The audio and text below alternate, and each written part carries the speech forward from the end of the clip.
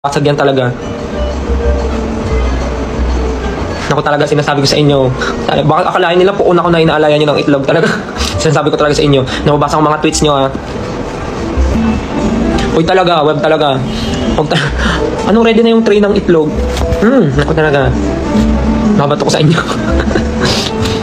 Kung magdadala kayo ng itlog, make sure luto na. Joke lang. Kung magdadala kayo ng itlog, make sure may kalan para maluluto natin sa event. Hindi magdadala kayo hilaw. Paano natin makakain? Ihalo natin sa Pepsi, ganon.